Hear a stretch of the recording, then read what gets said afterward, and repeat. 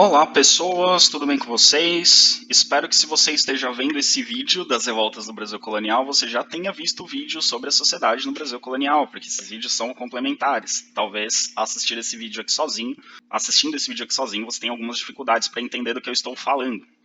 Mas, vamos lá. Então, seguindo aqui com as nossas aulas via EAD, via videoaulas, nesse período de coronavírus. Espero que estejam todos vivos, que lavem as mãos de 2 em 2 horas e que não estejam saindo de casa à toa. Então vamos lá, pessoal. Esse vídeo é sobre as revoltas no Brasil colonial. Daria para fazer uma aula assim, dando todos os detalhes e falando profundamente de cada um deles, mas eu vou dar só uma visão geral, assim. Depois vocês vão conseguir ver os textos que tem no SIGA sobre essas revoltas. O próprio PowerPoint, né, que eu usei para fazer esse vídeo está lá disponível para vocês. Vocês vão encontrar no YouTube muitos vídeos, alguns bem elaborados, sobre essas revoltas. Então aqui eu vou mais dar uma visão geral sobre essas revoltas, falar de algumas características em comum que elas tenham, e o objetivo dessa nossa aula é basicamente entender por que um colono, né, a gente está falando dos colonos, né, das pessoas de origem europeia que viviam na colônia, por que essas pessoas se revoltavam, né, e também falar de alguns outros grupos, né, da gente pensar estratégias, será que era possível pensar em estratégias indígenas de resistência à colonização?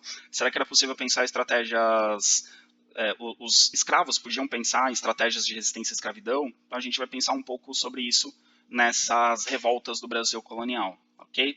Então só para a gente entender, a gente está falando ali, quando a gente falou da mineração, a gente falou do contexto do século XVIII. Agora a gente vai voltar um pouquinho, que a gente vai pegar revoltas desde antes da mineração, desde a época da cana-de-açúcar, que é o século XVI.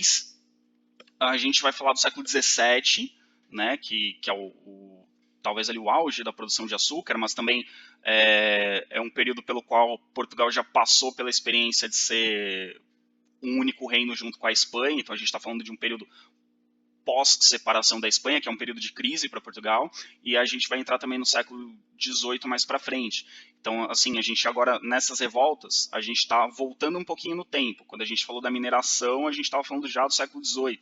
Quando a gente foi para a sociedade, a gente falou século XVI, XVII, XVIII. Agora essas revoltas também, principalmente XVI e XVII. As revoltas do século XVIII a gente vai ver mais para frente, quando a gente estiver falando, depois da gente falar do iluminismo, por exemplo, a gente vai falar dessas revoltas no século XVIII que vão ter uma relação com o iluminismo, mas isso são cenas dos próximos capítulos, ok?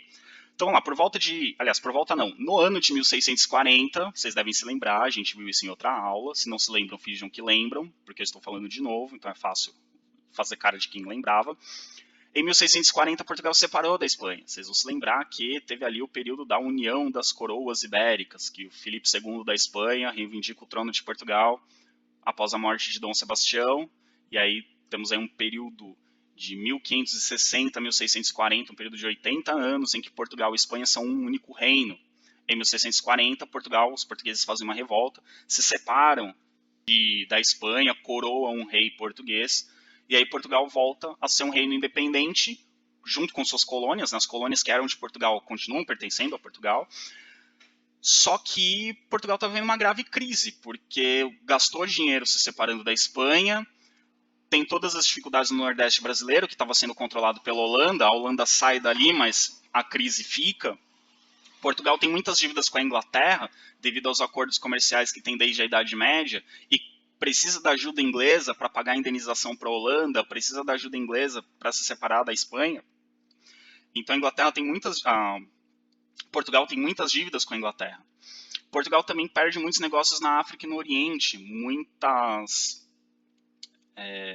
feitorias que Portugal tinha no, no litoral da África, Portugal perdeu para holandeses, para espanhóis, para ingleses, para franceses. O comércio português no Oriente, o comércio de especiarias, que era muito forte, que era muito lucrativo, deixa de ser tão lucrativo, porque uma grande quantidade de produtos do Oriente chega na Europa, isso faz com que o preço desses produtos caia. Portugal perde alguns acordos comerciais, outros países como a Inglaterra começam a entrar nesse comércio no Oriente, então Portugal não tem mais tanta riqueza, né, tantas fontes de riqueza. E para que Portugal recupere a sua economia, pague as dívidas com a Inglaterra, supere a crise e encontre outras fontes de riqueza, no lugar desse comércio com o Oriente que já não dava o mesmo lucro, e também substitua a produção de açúcar, que já não dava mais tanto lucro, Portugal vai tentar explorar ao máximo o Brasil, que é a sua maior colônia. Então, eu já falei isso em outras aulas, mas vou continuar repetindo até o Brasil se tornar independente de Portugal. Sempre que Portugal entra em crise, sempre que Portugal precisa aumentar suas receitas e melhorar sua economia, Portugal vai olhar para o Brasil e tentar explorar ao máximo o Brasil. Então, sempre que Portugal entra em crise, vai olhar para o Brasil como uma forma de superar a crise. E sempre que Portugal aumentar a pressão sobre o Brasil vai reagir de alguma forma. Daí que vem as revoltas no século XVII, daí que vão vir as rebeliões no século XVIII, daí que vai vir a independência no Brasil no início do século XIX. Okay? Então é sempre uma reação ao aumento da pressão portuguesa. Sempre que Portugal tenta aumentar a pressão sobre o Brasil reage. Não exatamente o Brasil, alguns grupos que viviam no Brasil. A gente vai ver que essas revoltas não são revoltas assim, nós brasileiros contra Portugal, porque não existia a noção de brasileiro, existia a noção de colono português. Então, são alguns grupos com ideias específicas que vão se rebelar contra Portugal por motivos específicos. Nesta aula, nesse vídeo, a gente não vai ver nenhum movimento que tentou separar o Brasil de Portugal. Essa ideia não passava pela cabeça dos colonos ainda. O primeiro movimento que vai pensar em se separar de Portugal é a Inconfidência Mineira lá no final do século XVIII. A gente ainda está longe de ver isso. São algumas semanas para frente para a gente chegar nesse ponto. Que a gente não está falando de nenhum movimento que tentou se separar de Portugal. A gente está falando de protestos contra o governo português. Ok? Então vamos lá. No século XVII, Portugal adota uma série de medidas. Aqui a gente está falando antes ainda da descoberta do ouro, tá? A gente retrocedeu um pouquinho.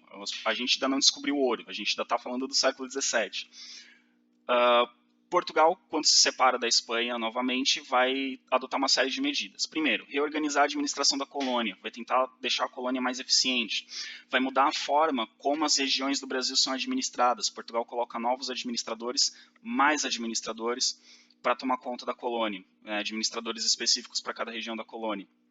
Vamos lembrar que, por exemplo, nesse período, o Brasil eram duas colônias, na verdade. A gente tem duas colônias. A gente tem a colônia do Brasil e a gente tem a colônia do Maranhão e Grão-Pará. Então, o norte da colônia tinha uma administração, o centro e o sul da colônia tinham outra. Eram como se fossem duas colônias separadas, era como se fossem dois territórios diferentes, ok? Então, Portugal toma essa medida administrativa para melhorar a eficiência. Então, o norte da colônia, ali a região da Amazônia, basicamente, e um pedaço do Nordeste era uma coisa, Nordeste, Centro-Oeste, Sudeste e Sul eram outra coisa. Eram como se fossem duas colônias separadas, ok? O objetivo disso é aumentar o controle sobre a colônia. E quando o ouro for descoberto, esse controle vai ser ainda maior, como a gente já viu. O governo de Portugal estabelece o fim da autonomia das câmaras municipais. As câmaras municipais, que era quem governava cada cidade, cada vila, tinham uma certa autonomia, podia criar algumas leis, alguns impostos, essa autonomia acaba. Todas as decisões das câmaras municipais têm que ser ratificadas pelo governo central, pelo governo colonial, que por sua vez deve sempre explicações à coroa portuguesa. Então essas câmaras perdem autonomia. O rei de Portugal também estabelece a figura do juiz de fora, que era um representante do rei, nomeado para verificar um cumprimento das ordens vindas de Portugal. Então o rei de Portugal nomeia juízes de fora quer dizer pessoas que vêm de fora da colônia, que vêm de Portugal, e são meio que os olhos e ouvidos do rei, assim, eles estão lá fiscalizando para ver se as câmaras municipais estão cumprindo as ordens do rei, para ver se não estão desobedecendo o que o rei determinou. Então isso aumenta ainda mais o controle de Portugal sobre as colônias e diminui a autonomia das câmaras municipais. Portugal também estabelece maior rigor na cobrança de impostos e combate ao contrabando. Antes do ouro já tinha contrabando de diferentes produtos que eram produzidos no Brasil. Mas como assim contrabando? Vocês estão lembrados que tem o Pacto Colonial. O Brasil só pode vender para Portugal e só pode comprar de Portugal. Mas tinham pessoas que contrabandeavam produtos, que vendiam para outros países e compravam de outros países. E Portugal adota uma série de medidas para aumentar o combate a esse contrabando.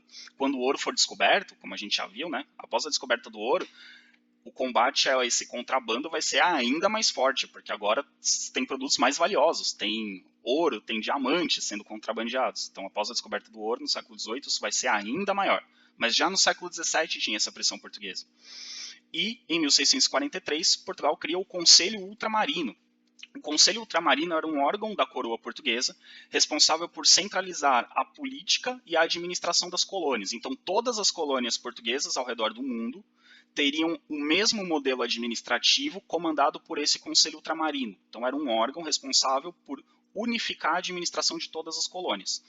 Então, a administração do Brasil, a partir de 1643, ela não é independente das outras colônias. Existe um conselho ultramarino que vai determinar todas as políticas feitas em todas as colônias, inclusive o Brasil e o Maranhão e Grão-Pará, que, né, como eu disse para vocês, o Brasil foi dividido em 2 territórios administrativos. Ok? Também cria as companhias de comércio. Vocês vão lembrar das aulas sobre o Brasil holandês, que a Holanda tinha uma companhia de comércio muito importante, que era a Companhia das Índias Ocidentais. Companhia de comércio. Aliás, cria algumas companhias de comércio. O próprio rei de Portugal cria companhias de comércio. Essas companhias de comércio tinham monopólio da venda no Brasil e compra de produtos coloniais. Então, o Brasil só podia comprar produtos dessas companhias de comércio e só podia vender para essas companhias de comércio. Essas companhias de comércio, pessoal, são iniciativa privada. Elas pertencem a particulares. Elas foram criadas pelo rei, mas são entregues à iniciativa privada. Então, não são empresas estatais, são iniciativa privada, que tem autorização do rei para fazer comércio no Brasil, mas são particulares. O objetivo dessas companhias de comércio, do ponto de vista do rei de Portugal, era aumentar os lucros de Portugal. E essas companhias aumentavam os lucros através de uma estratégia muito simples. Elas vendiam muito caro para o Brasil e compravam muito barato. Como elas tinham monopólio, só elas vendiam para o Brasil, elas podiam cobrar o preço que elas quisessem. Ah, você quer um tecido vindo de Portugal? Então a gente vai cobrar muito caro desse tecido. Ah, tá muito caro, não vou comprar. Não vou comprar de você. Tá, se você não comprar de mim, você não vai comprar de ninguém, porque só eu posso vender para você. Então eles cobravam preços muito altos. E compravam muito barato. Eles vinham aqui no Brasil e falavam, vamos comprar aí o seu açúcar. Pagar esse valor aqui bem baixinho. Fala, não, por esse valor eu não vendo. Tá muito caro, vale mais, tá muito barato o que vocês estão pagando. Ah, mas se você não quiser vender para mim, você não vai vender para ninguém. Porque se eu não comprar, ninguém mais pode comprar. Então eu pago o preço que eu quiser. Então, os colonos sempre saíam perdendo, porque o colono tinha que comprar muito caro, pagando muito caro, e vendia muito barato. Então, a companhia de comércio lucrava muito, e os colonos do Brasil saíam perdendo, tinham prejuízo sempre. Como vocês podem perceber, essa relação para os colonos era muito desvantajosa. Isso fez com que eles se revoltassem contra a administração portuguesa e contra as companhias de comércio, ok? As revoltas que a gente vai ver no restante do vídeo, com algumas pequenas exceções que a gente vai ver que são exceções importantes e significativas, essas revoltas elas vão ser basicamente contra a administração portuguesa, o modelo administrativo português, e contra as companhias de comércio, ok? Revoltas. Primeiro, aqui a gente está falando século XVII e século XVIII, tá? A gente vai ficar transitando entre essas duas épocas. Então, um exemplo de revolta. A coroa portuguesa proibiu o Brasil de produzir sal e ferro. No Brasil, ninguém podia produzir sal nem ferro. Se no Brasil não pode produzir sal e ferro, para ter sal e ferro no Brasil, você precisa comprar da companhia de comércio. Ok? Então, quando o governo português proíbe o Brasil de produzir algo, é com o objetivo de forçar as pessoas a comprarem das companhias de comércio. E aí as companhias de comércio colocavam o preço do sal e o preço do ferro lá em cima, cobravam preços abusivos. Só que como o sal é muito importante, é um produto muito valioso e muito importante para as pessoas, porque o sal é utilizado para conservar os alimentos, não esqueçamos que séculos 17 e 18 a gente não tem geladeiras, então para conservar o alimento, para conservar a carne, você taca sal, faz ali o processo de deixar a carne seca, ou faz o processo ali da carne de sol, ou faz o processo do charque, mas carne seca, charque e carne de sol não é a mesma coisa? Não, procurem no Google depois, são 3 coisas diferentes, tá? Mas a ideia, o processo é semelhante. Você você desidrata a carne e usa muito sal para conservar. E o ferro era utilizado em diferentes máquinas, em diferentes ferramentas, né? Nos engenhos de cana-de-açúcar se usa muito ferro para as máquinas, na mineração vai se usar muito ferro para alguns instrumentos. Então eram produtos que a sociedade dependia muito aqui na colônia. E com os preços abusivos as pessoas falam, não, peraí, com esse preço aí ninguém vai conseguir sobreviver. E aí a gente tem algumas revoltas. Em 1710, em São Paulo, e não esqueçamos que São Paulo, nessa época, ainda era uma das regiões mais pobres do Brasil, então sofre mais com preços muito altos. a revolta das pessoas vai se materializar, vai se manifestar através de saques. O Porto de Santos, que era um dos principais portos da colônia, ele vai ser saqueado, vai ter seus armazéns saqueados, porque nesses armazéns era onde ficavam estocados os produtos que depois eram comercializados. Então a população vai saquear os armazéns de Santos em 1710. E em 1711 acontece uma revolta que ficou conhecida como o Motim do Maneta. O Maneta teve esse nome porque um de seus líderes tinha uma deficiência em uma das mãos, então ele era conhecido como Maneta. Então o Motim do Maneta foi uma revolta em que populares, né, o povão, destruiu a casa do contratador de sal da Bahia. Sal, vocês vão se lembrar, quando a gente falou da mineração, o contratador de diamantes era o cara que comprava de Portugal o direito de explorar diamantes e vender os diamantes para Portugal. Também existiu o contratador de sal, era o cara que comprava de Portugal os direitos de comercializar o sal na Bahia. E o que a população fez? Ele estava cobrando muito alto pelo sal, destruíram a casa dele e saquearam o armazém para pegar o sal. Então essas revoltas, que foram violentamente reprimidas pelo governo português, já expressavam a insatisfação da população. O preço está muito alto. Estão cobrando preços abusivos dos produtos que são importantes. Então, a gente vai atacar. Certo? 17. Temos a revolta de Beckman, em 1648. Revolta de Beckman. Beckman era o sobrenome de dois irmãos que lideraram essa revolta. Não, os Beckman. Um se chamava Tomás, o outro, não lembro o nome do outro de jeito nenhum, mas um deles era o Tomás Beckman. Então, os irmãos Beckman. Aconteceu no Maranhão essa revolta.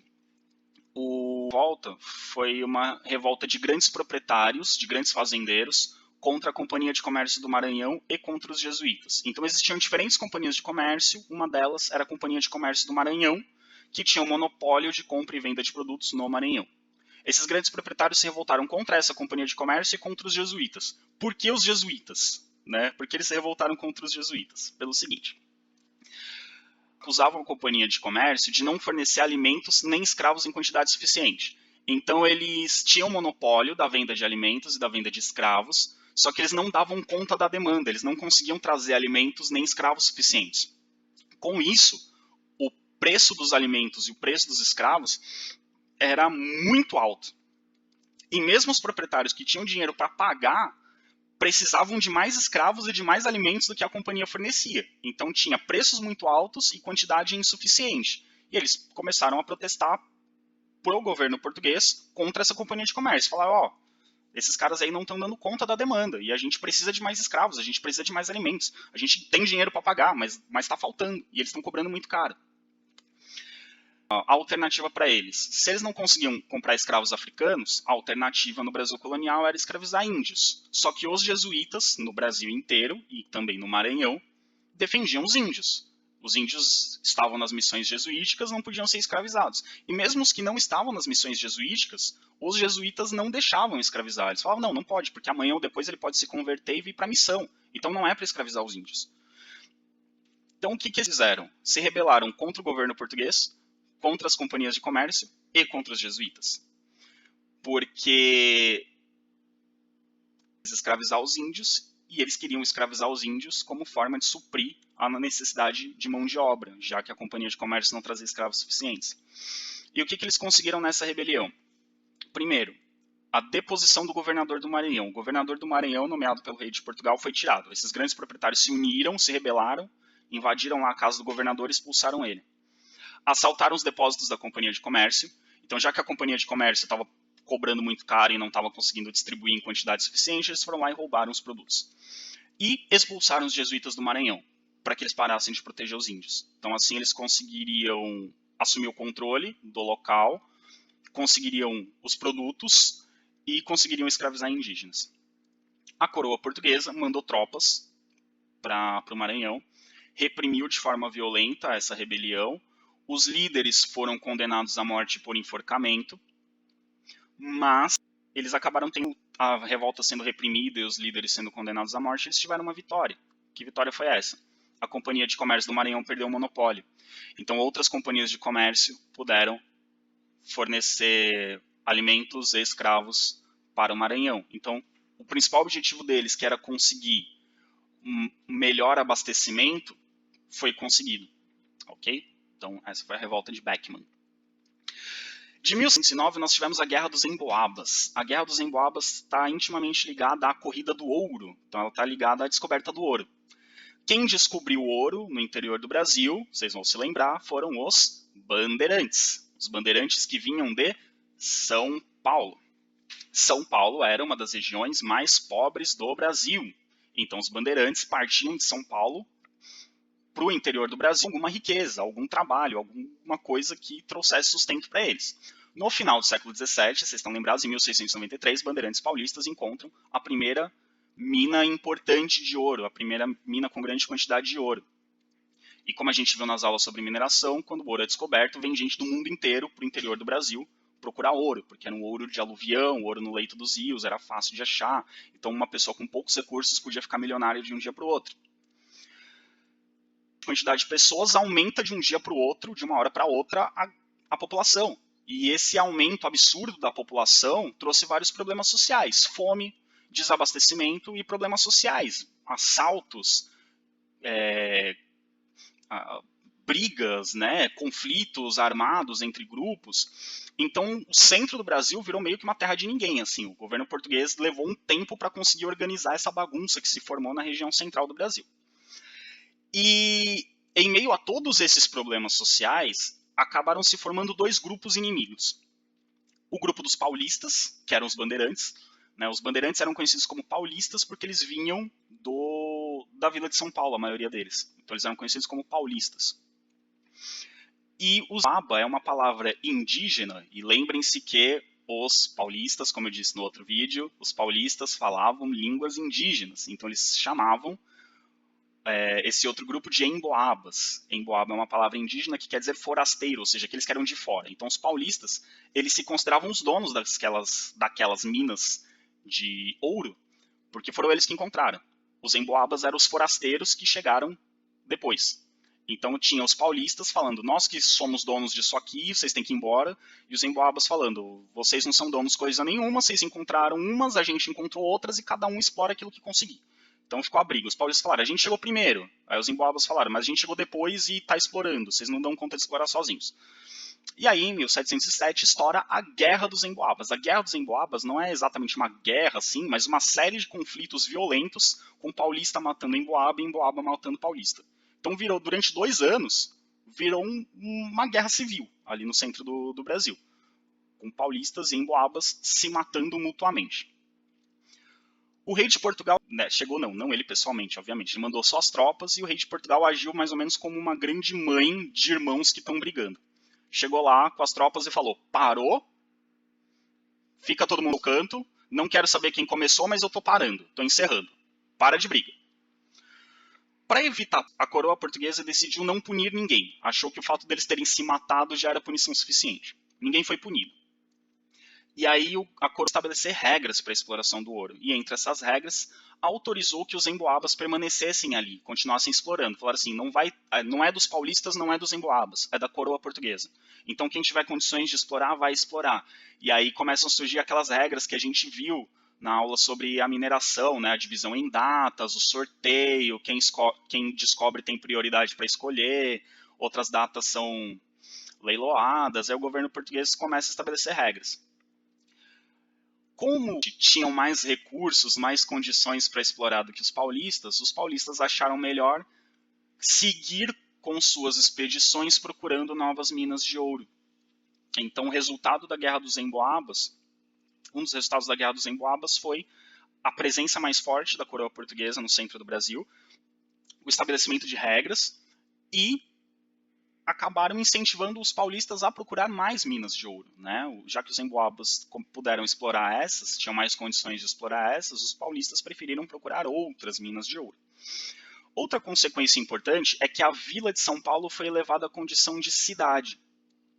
Então, administrativamente, a cidade tem mais autonomia e mais condições do que a vila. Então, isso foi importante para São Paulo, né? São Paulo ganhou importância, deixando de ser vila e se transformando em cidade.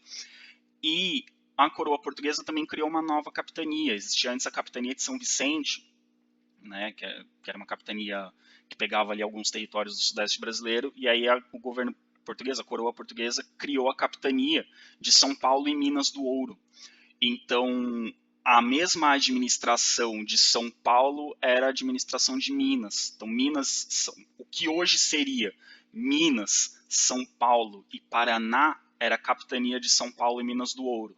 Na metade do século XVIII, mais para frente, né, quando a mineração aumenta a sua produção, o governo português vai criar a capitania de Minas Gerais, separada da capitania de São Paulo. Mas, a princípio, a administração paulista cuidava da região da mineração. Depois vai se separar. Mas, a princípio, como resultado da Guerra dos Emboabas, os emboabas podiam explorar, mas quem controlava politicamente aquele lugar eram os paulistas. Ok? Entre 1710 e 1711, a gente tem a Guerra dos Mascates. A Guerra dos Mascates tem a ver com a queda do preço do açúcar. O que é a Guerra dos Mascates? Existia a capitania de Pernambuco. A capitania de Pernambuco era a principal produtora de cana-de-açúcar, que mesmo com a mineração, a cana-de-açúcar ainda é o produto mais valioso do Brasil. E quem Pernambuco eram os senhores de engenho. Lembrem do vídeo da sociedade patriarcal. Quem manda na sociedade ali é o patriarca, é o senhor de engenho. Então eram os senhores de engenho que mandavam na capitania de Pernambuco. E a capital da capitania de Pernambuco era a cidade de Olinda. Olinda era a capital de Pernambuco. Só que esses senhores de engenho, desde a ocupação holandesa e após a saída dos holandeses e a concorrência com açúcar produzido nas Antilhas, a queda no preço internacional do açúcar, vai fazer com que esses senhores de engenho fiquem endividados. Eles vão ter muitos problemas financeiros e eles passam a ter dívidas. Eles têm empréstimos com holandeses, eles têm dívidas no mercado internacional, já não têm o mesmo lucro que antes. Então eles são poderosos politicamente, porém eles estão empobrecendo, eles estão perdendo poder econômico. E engenho não tinham empréstimos com holandeses. A Holanda meio que foi cortando relações. Eles não tinham empréstimos internacionais, eles tinham empréstimos com comerciantes brasileiros. Ou melhor, com comerciantes portugueses que viviam na capitania de Pernambuco. Então, comerciantes portugueses ligados às companhias de comércio emprestavam dinheiro para esses senhores de engenho. E esses comerciantes portugueses que viviam em Pernambuco eram chamados de forma pejorativa pelos senhores de engenho de mascates. Mascate é um vendedor ambulante, é um pequeno comerciante. Mas esses comerciantes portugueses não eram mascates, eles eram grandes comerciantes, lidavam com comércio internacional, eles lidavam com companhias de comércio. Então eles eram comerciantes muito ricos. E nesse contexto, eles já eram muito mais ricos que os senhores de engenho. Então lembre-se, como eu disse, né, ao longo do século XVIII, a mineração ajuda a enriquecer os comerciantes. E esses comerciantes portugueses, ligados às companhias de comércio, já eram muito ricos e emprestavam dinheiro para os senhores de engenho. Então, os senhores de engenho deviam dinheiro para os comerciantes portugueses. Porém, politicamente, os senhores de engenho eram mais fortes, porque eles controlavam a capitania de Pernambuco e controlavam a capital da capitania de Pernambuco, que era a cidade de Olinda. Esses comerciantes, Recife, que foi capital do Brasil holandês, mas nesse momento, Recife era administrativamente subordinada a Recife, a Olinda, melhor dizendo. Era como se Recife fosse um bairro de Olinda. Então, quem vivia em Recife pagava impostos para Olinda. Quem arrecadava esses impostos eram os senhores de engenho. E os comerciantes pagavam impostos para os senhores de engenho. Ok? Qual que é o... Perceberam que Recife tinha condições de ser uma vila administrativamente independente de Olinda. Então eles mandam para o rei de Portugal um requerimento pedindo que Recife seja considerada como vila. Se Recife vira uma vila, passa a ter uma Câmara Municipal própria. E aí os impostos pagos pelos comerciantes de Recife ficam em Recife. Os senhores de engenho de Olinda não aceitam essa mudança. Não aceitam que Recife se separe de Olinda, porque eles perderiam a arrecadação que vinha de Recife. Se Recife se separasse de Olinda, Olinda ia enfraquecer muito. Então eles não aceitam. E estão lá torcendo para o rei de Portugal não conceder a Recife o reconhecimento de vila. Manda uma carta autorizando a criação da vila de Recife. Tornaria Recife uma vila autônoma. Para o rei de Portugal isso era ótimo. Era mais uma vila, era mais uma Câmara Municipal, era mais uma fonte de recursos para Portugal. O rei de Portugal percebeu que Recife tinha condições de ter uma administração própria e isso para ele era bom. Quanto mais administrações locais, melhor. os olindenses, e quando Recife vai ser proclamada uma vila, como eu já expliquei para vocês em outras aulas, toda vila, toda cidade tem que ter um pelourinho, que é o símbolo do poder do rei de Portugal naquele lugar. E diante do pelourinho era lida a carta de promulgação ou de criação da vila. No dia em que Recife leitura desse documento publicamente diante do pelourinho, os olindenses atacam Recife, derrubam o pelourinho, ou seja, derrubam o símbolo de que ali era uma vila autônoma, roubam o vila e rasgam ela. Então eles afrontam a própria autoridade do rei de Portugal. Então o rei de Portugal manda tropas, prende uma galera, não da morte, mas prende uma galera, acalma os ânimos e fala: Recife vai ser uma vila independente, sim. Olinda continua sendo capital mas Recife será uma vila independente. São ordens do rei. Então, os senhores de engenho acabam tendo uma derrota, porque eles já estavam enfraquecidos economicamente, e com a separação de Recife com relação a Olinda, eles se enfraquecem politicamente também. E ao longo do século XVIII, o governador da capitania de Pernambuco, ele tenta ir apaziguando os ânimos. Então, a capital é Olinda, mas aí ele começa a fazer assim: Olinda é capital, mas de vez em quando ele transfere a capital para Recife. Ele começa a alternar entre Recife e Olinda. Só que Recife enriquece cada vez mais com a atividade comercial. Olinda já não tem a mesma riqueza e o mesmo prestígio, porque os senhores de engenho estão enfraquecendo economicamente, até que a capital de Pernambuco é transferida definitivamente para Recife. Então Recife se separa de Olinda e se torna, aos poucos, ganha mais força, e por isso que Recife hoje é a capital do Pernambuco. Se a gente pegar um mapa, se vocês olharem no mapa Recife e Olinda, vocês vão ver que Recife e Olinda são meio que a mesma coisa, meio que uma cidade só. Mas aí Recife se desmembrou de Olinda, e hoje Recife é a cidade mais importante de Pernambuco, capital, e Olinda é uma cidade muito menor, ela tem uma importância muito mais cultural e turística do que propriamente política e econômica, né? Hoje Olinda depende muito mais de Recife, né? E pensar que originalmente ainda. Então, a Guerra dos Mascates foi isso, um conflito entre senhores de engenho e comerciantes, né? Pelo domínio político ali da capitania de Pernambuco. Outro conflito, uma série de movimentos e estratégias de resistência, os mucambos e os quilombos. Então a gente está falando de revoltas contra a dominação portuguesa, contra a administração colonial, ou conflitos entre grupos que têm interesses diferentes, como é o caso da Guerra dos Mascates, como é o caso da Guerra dos Emboabas. A revolta de Beckman é uma revolta contra a administração. A revolta que teve em São Paulo e a revolta que teve na Bahia em 1710 e 1711 são revoltas contra as companhias de comércio. Agora aqui a gente tem uma revolta contra o modelo de colonização, contra o modelo econômico da colônia, que é o modelo escravista.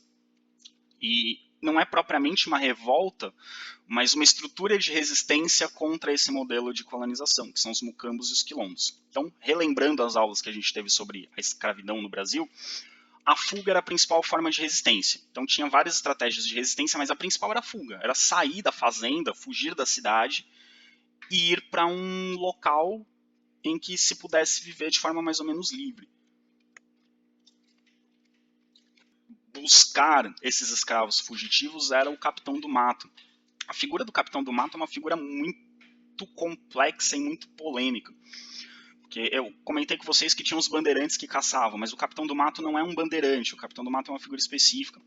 O capitão do mato geralmente é um mestiço ou um negro que captura indígenas, não, que captura escravos fugitivos. Então o capitão do mato, ele meio que representa na comunidade negra do Brasil, na comunidade afro-brasileira, ele representa meio que o traidor, né?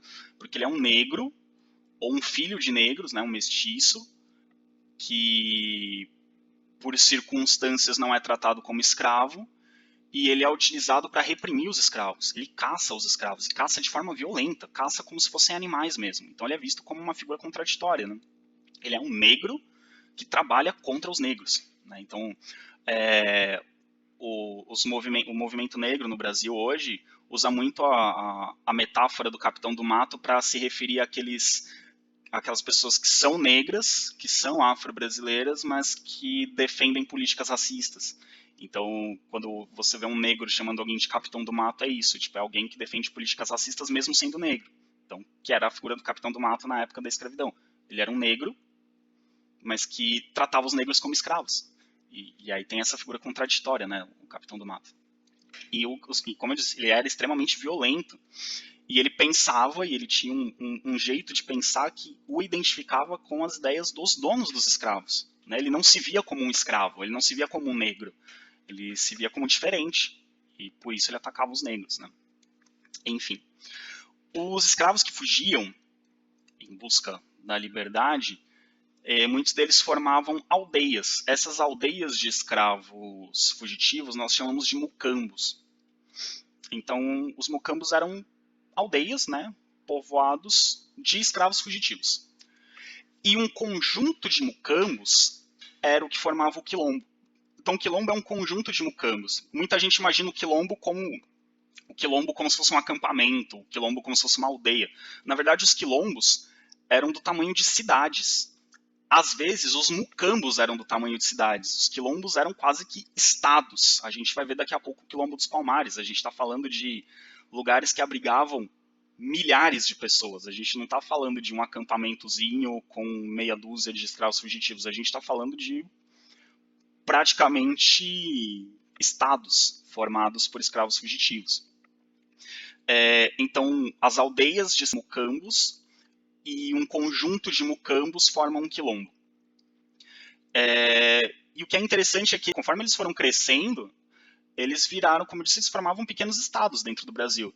Então, eles não abrigavam apenas escravos fugitivos, eles abrigavam indígenas, às vezes indígenas fugitivos, às vezes indígenas que viam nos quilombos uma oportunidade de ter uma vida um pouco mais digna, e também brancos. Brancos pobres, muitas vezes conseguiam trabalho dentro dos quilombos e iam viver nos quilombos. Então, os quilombos não tinham apenas escravos fugitivos. Os quilombos abrigavam também pessoas que viam dentro dos quilombos oportunidade de trabalho, oportunidade de ter uma vida melhor. E por todo o Brasil, cenas de quilombos. O Brasil inteiro teve muitos quilombos. Havia quilombos na Amazônia, no Nordeste, no Centro-Oeste, no Sudeste e até o Rio Grande do Sul, né? Aqui em Uruguaiana, nós temos um historiador que mapeou alguns quilombos, né, em Uruguaiana, que ainda existem alguns quilombos em Uruguaiana. Então, por todo o Brasil havia quilombos. Hoje, no Brasil, existem cerca de 81 mil pessoas vivendo em 915 quilombos reconhecidos. Então, os quilombos, claro, hoje não são mais locais de escravos fugitivos, porque graças a Deus não existe mais escravidão oficialmente no Brasil, né? Ilegalmente ainda existe, mas oficialmente não existe mais escravidão no Brasil. Mas são comunidades que surgiram com os antigos quilombos e que sobreviveram até hoje, que têm um modo de vida tradicional. Então, da mesma forma que aldeias indígenas preservam um determinado modo de vida tradicional, os quilombos hoje no Brasil preservam um determinado modo de vida tradicional. E no Brasil existem hoje 915 quilombos reconhecidos dessa forma e que são legalmente protegidos como patrimônio cultural do Brasil, que eles preservam uma determinada forma de vida tradicional. Fora outros vários quilombos que ainda existem, mas que não são reconhecidos como tal, que ainda não têm reconhecimento das autoridades. Mas reconhecidos são 915, abrigando cerca de 81 mil pessoas. Então, os quilombos hoje são vilas de pessoas descendentes desses escravos do passado e que preservam um determinado modo de vida. O maior dos quilombos, que nós tivemos no Brasil foi o Quilombo dos Palmares. O Quilombo dos Palmares, pessoal, ele teve cerca de 27 quilômetros quadrados, 27,5 quilômetros quadrados. É um território bem grande. Ele se estendeu entre o que hoje são os estados de Pernambuco e Alagoas. Se vocês olharem ali no mapa, o Quilombo dos Palmares pega todo aquele roxinho ali. É um território bem grande. Não sabemos ao certo o Gil. A gente sabe que esse quilombo cresceu durante a ocupação holandesa. Vocês devem se lembrar na aula que eu dei sobre a ocupação holandesa. Conforme os senhores de engenho estavam lutando contra os holandeses, resistindo à ocupação holandesa, muitos escravos aproveitaram para fugir. E muito provavelmente o Quilombo dos Palmares surgiu e se desenvolveu muito. Quer dizer, ele não surgiu nesse contexto, mas ele cresceu absurdamente nesse contexto. O Quilombo dos Palmares, pessoal, chegou a ter entre 20 e 30 mil habitantes no ano de 1670, que foi o seu auge. Para vocês terem noção, Salvador, que era a capital do Brasil, tinha 15 mil habitantes. Então, Quilombo dos Palmares chegou a ter o dobro de habitantes do que a principal cidade do Brasil. Então, de novo, quando a gente fala de quilombos, a gente não está falando de pequenas vilas, de pequenos povoados, de pequenas aldeias. A gente está falando de um complexo gigantesco que envolve diversas comunidades. E como eu disse, os quilombos são uma união de mocambos. O Quilombo dos Palmares tinha 11 mocambos. Ele era uma confederação de 11 mocambos. E esses mocambos tinham centenas, às vezes milhares de habitantes, e todos eles juntos formavam o Quilombo dos Palmares. E eles protegiam esses mocambos com cercas, com paliçadas, né, que são uma espécie de fortaleza feita de madeira, e tinham todos eles guerreiros treinados. Vamos lembrar, né, não vamos esquecer que muitos dos escravos africanos eram guerreiros lá na África. Alguns escravos de origem africana eram reis, eram príncipes lá na África e eram trazidos para o Brasil como escravos. Então a gente tem pessoas que vivem nesses quilombos que têm experiência administrativa, que têm experiência de liderança, que têm experiência na guerra. Então a gente está falando de uma população preparada para administrar um grande complexo como é o quilombo. E cada mocambo tinha um chefe e esses chefes escolhiam um rei para o quilombo, que é uma organização política muito parecida com a dos reinos africanos. Ainda hoje na África, muitos países africanos ainda preservam líderes locais, reis de etnias locais, e esses reis têm uma representatividade política dentro dos países africanos. Nessa época, os reinos africanos muitas vezes eram compostos por várias tribos locais, cada tribo é um povo, né? Cada tribo tinha um chefe e esses chefes reunidos escolhiam um rei para governar todas essas tribos. Então, o Quilombo dos Palmares funcionava dessa forma, como a mesma organização política de muitos reinos africanos. Cada mucambo tinha o seu chefe e esses chefes se juntavam para escolher um rei. E o rei mais famoso do Quilombo dos Palmares foi Zumbi. Zumbi dos Palmares, né, representava ali a liderança desse quilombo. A gente vai falar dele daqui a pouco. Os quilombos tinham diversas atividades produtivas. Os quilombos tinham agricultura, plantavam milho, feijão, mandioca, banana, cana e outros produtos. Tinham criação de animais. Tinham artesanato, tecelagem, cerâmica. Tinham metalurgia. Vocês devem se lembrar de aulas do ano passado que a gente falava dos povos africanos, os Yorubá, que eram muito fortes na metalurgia, que faziam aquelas cabeças de metal em tamanho natural. Então, os quilombos tinham uma metalurgia muito forte, porque eram formados por povos que dominavam a metalurgia e a fabricação de armas. E esses quilombos, pessoal, eles estavam integrados à economia da colônia. Os quilombos tinham relações comerciais com as vilas, com as cidades, com os engenhos de cana-de-açúcar. Os comerciantes, os mascates, estabeleciam comércio com eles, compravam produtos dos quilombos, vendiam produtos para os quilombos, né? Os tropeiros, né? Os caixeiros viajantes, estabeleciam comércio com os quilombos.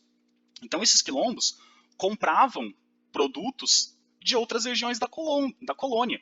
Compravam roupas, compravam armas, compravam pólvoras, principalmente dos mascates, né, desses comerciantes que viajavam, e dos próprios fazendeiros. Havia fazendeiros que, mesmo tendo escravos, e sabendo que seus escravos podiam fugir para os quilombos, eles compravam produtos dos quilombos e vendiam produtos para os quilombos.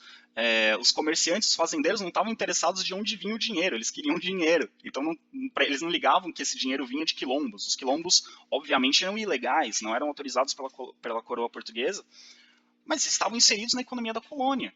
Eles produziam muita coisa, eles forneciam muita coisa para a colônia e compravam muita coisa da colônia.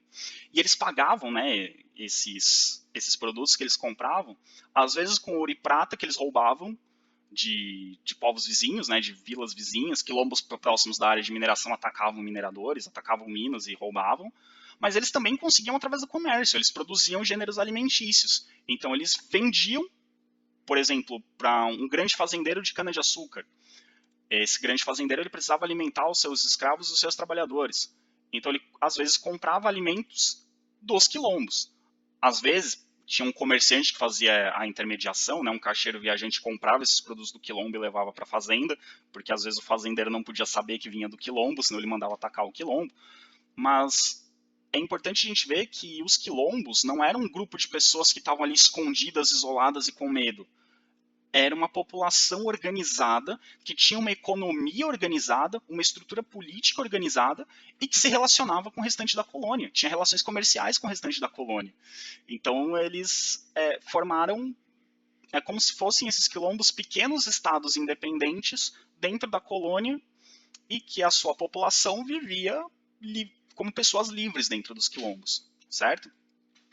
Claro que esses quilombos geravam problemas para as autoridades e para os fazendeiros, porque conforme os quilombos vão ganhando força, os escravos se sentem seguros em fugir para esses quilombos, porque eles sabem que nos quilombos grandes, nos quilombos fortes, as autoridades não vão conseguir entrar. Então muitos conseguem fugir e fazer a parte das estratégias de alguns quilombos, da maioria deles, ataques às fazendas e aos armazéns para roubar riquezas, né? Roubar mantimentos, às vezes armas, às vezes ferramentas, mas também fazer a parte desses ataques, né? Então, os fazendeiros e as autoridades da colônia começaram a atacar os quilombos, né? Não era permitido, não era bem visto esses quilombos. Então, entre 1645 e 1694, o quilombo dos Palmares, que era o maior, sofreu diversos ataques. Então, em 49 anos, ao longo de 49 anos, ele sofreu 25 ataques, mas com todos eles. Então, percebam o tamanho do quilombo dos Palmares e a força que ele tinha. Ele conseguiu, ao longo de 49 anos, sobreviver a 25 ataques, e grandes ataques, ataques de tropas, ataques de bandeirantes. Até que, em 1692, Domingos Jorge Velho, um dos mais violentos e sanguinários bandeirantes que existiam no Brasil, e ele reuniu uma tropa com 5.000 homens fortemente armados e durante 2 anos liderou um ataque maciço contra o Quilombo dos Palmares. E esse conflito termina em 1694 com um cerco ao Quilombo dos Palmares que durou 22 dias. Então ele conseguiu cercar Palmares, impedir que nenhum recurso entrasse no Quilombo e ninguém conseguisse sair do Quilombo. E após 22 dias, impedindo a entrada de alimentos, de água e de produtos necessários para a sobrevivência deles, os moradores isolados, doentes, famintos e sem munição não tinham mais como resistir. E aí o que fez? O Domingos Jorge Velho entrou e prendeu a galera? Não, ele entrou e matou a galera. Esses moradores do Quilombo, após 22 dias de cerco, em que eles já sem alimento, doentes e desarmados, já não tinham como se defender, aí eles foram dizimados. Alguns conseguiram fugir, entre eles Zumbi. O próprio Zumbi conseguiu fugir, mas ele foi capturado e morto 1 ano depois. Então o Quilombo dos Palmares foi trucidado, foi dizimado. Outros quilombos conseguiram resistir, conseguiram sobreviver, mas o Quilombo dos Palmares, que foi o maior, e por ser o maior é o que gerava mais problemas para a administração colonial, foi atacado de forma exemplar, né? Dizimar aquela população, que alguém pode pensar assim, não era mais lucrativo pegar esses escravos e levar de volta para as fazendas, né? Nesse momento não mais, essas pessoas não aceitariam voltar à vida de escravidão. E matar essa população servia como exemplo, né? Para que outros escravos não tivessem a ideia de fazer a mesma coisa. Aqui a gente tem, pessoal, nessa imagem, um monumento a Zumbi dos Palmares, no Rio de Janeiro. É uma escultura que lembra as esculturas de metal iorubá. Né? Algumas pessoas se chocam e falam, nossa, é uma cabeça espetada. Não, não é uma cabeça espetada, é que o monumento é só a cabeça e ele fica suspenso numa haste. O que está ali em cima não é uma lança atravessando a cabeça, é um ornamento de cabeça, né? Forma uma coroa, que Zumbi, diz a tradição que Zumbi era de uma família real na África, né? Ele era um príncipe na África e foi trazido como escravo para o Brasil e se tornou rei em Palmares. E essa cabeça, né, ela é uma escultura semelhante às esculturas de Yorubá, né, por isso representaram o Zumbi nesse monumento como uma escultura Yorubá, certo? Então, pessoal, sobre as revoltas e rebeliões do Brasil colonial, espero que nos vejamos em breve em aulas presenciais, senão a gente continua com as videoaulas. E eu falei que esse vídeo e o da sociedade colonial eram vídeos gêmeos, né? Então os dois juntos formam uma aula só. Vocês devem ter reparado que se somar o tempo dos dois vídeos dá mais do que os 2 períodos que a gente tem por semana. Então, como o vídeo anterior foi um pouco menor do que os 2 períodos de aula, né? O vídeo da aula de semana passada foi um pouco menor, dá uma compensada, mas aí o vídeo da semana que vem eu tento fazer um pouco menor também, para que vocês não fiquem sobrecarregados, ok? Até mais, pessoas, dúvidas, WhatsApp, e-mail. Até mais.